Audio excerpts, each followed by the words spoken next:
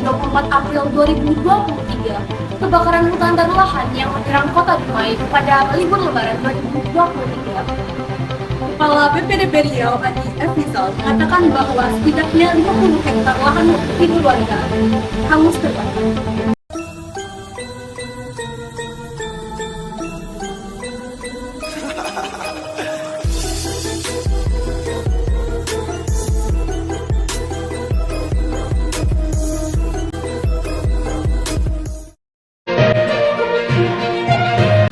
Untuk analisis terjadinya bencana kebakaran, kami telah terhubung dengan rekan kami, Jody Saputra, yang akan menjelaskan terkait hal tersebut. Baik, terima kasih untuk kesempatannya. Selanjutnya saya akan menjelaskan tentang kebakaran hutan dan lahan. Kebakaran hutan dan lahan merupakan masalah yang serius yang memerlukan perhatian kita semua. Dalam presentasi ini kita telah mengidentifikasi penyebab utama, konsekuensi, dan langkah-langkah pencegahan serta penanggulangan yang efektif. Dengan upaya kolektif dari pemerintah, masyarakat, dan organisasi terkait, kita dapat mengurangi frekuensi dan dampak dari fenomena kebakaran hutan dan lahan. Mari kita menjaga dan melindungi lingkungan. Selanjutnya mengenai analisis proses terjadinya kebakaran, kami telah terhubung langsung dengan Fahran Dafansyah. Assalamualaikum warahmatullahi wabarakatuh. Saya Fahran Dafansyah. Di sini akan menjelaskan tentang proses terjadinya kebakaran lahan dan hutan. Kebakaran hutan diawali dari tersulutnya api dengan intensitas kecil hingga menjadi besar dan dapat disebut sebagai kebakaran. Tentu saja hal ini melalui beberapa proses atau durasi waktu. Namun selain faktor waktu, ada pula beberapa faktor pendukung yang dapat mensukseskan proses pembakaran hutan.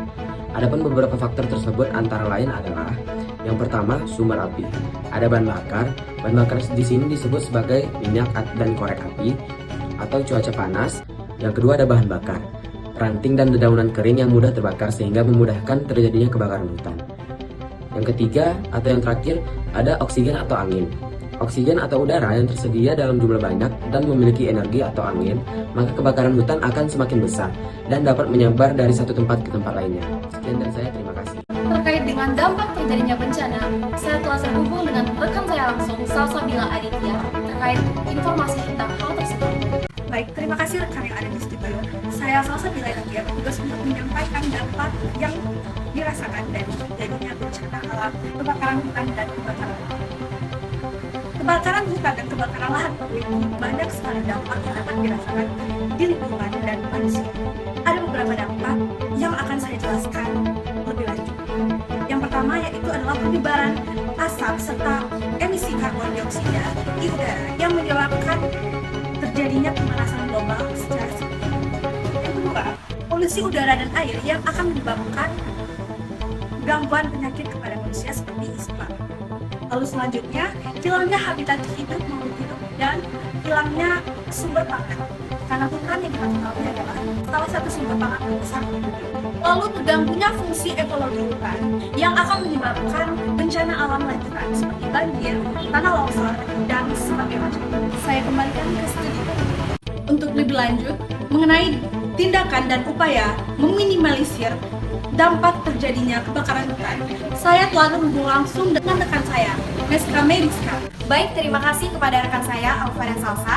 Sebelumnya perkenalkan, nama saya Meska Meriska. Saya akan menjelaskan tentang tindakan dan upaya yang dilakukan untuk meminimalisir dampak terjadinya kebakaran hutan dan lahan. Nah, untuk mengantisipasi resiko kebakaran hutan dan lahan, ada pun cara yang dapat kita lakukan untuk meminimalisir kebakaran hutan dan lahan. Yang pertama adalah hindari membakar sampah di lahan atau hutan, terutama saat angin kencang. Karena angin kencang ini akan berisiko membuat kobaran api yang semakin besar dan dapat menyebabkan kebakaran. Yang kedua, berikan jarak antara tempat pembakaran dengan lahan atau hutan sejauh 500 kaki. Hal ini dilakukan untuk menghindari resiko api yang menjalar ke tempat-tempat yang tidak diinginkan. Yang ketiga, setelah selesai melakukan pembakaran, kita harus mengecek api sudah benar-benar padam sebelum meninggalkan tempat pembakaran. Yang keempat, memberikan peringatan agar tidak membakar sampah sembarangan atau rumput di sekitar hutan untuk menghindari resiko kebakaran hutan dan lahan.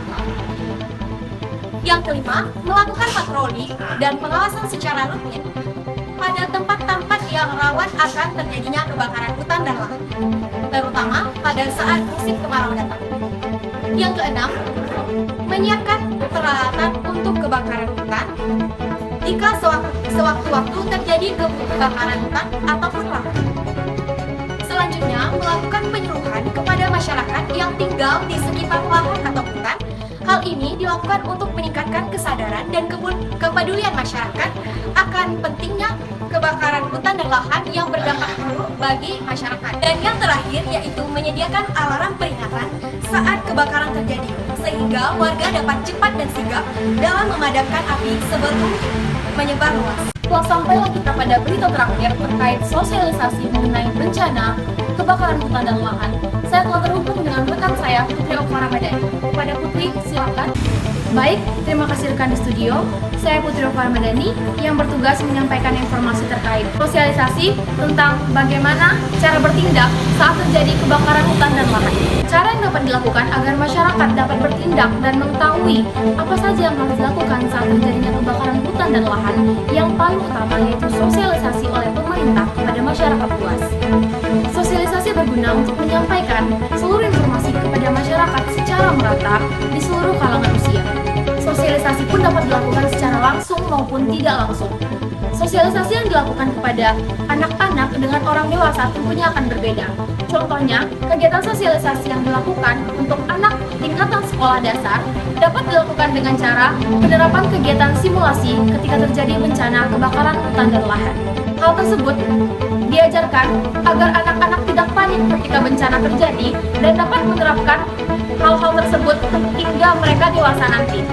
Lalu, sosialisasi yang dilakukan kepada masyarakat luas, yakni orang dewasa, dapat dilakukan dengan cara yang lebih formal, yaitu dengan memberikan informasi secara detail agar para orang dewasa dapat bertindak dengan benar ketika bencana kebakaran hutan dan lahan terjadi.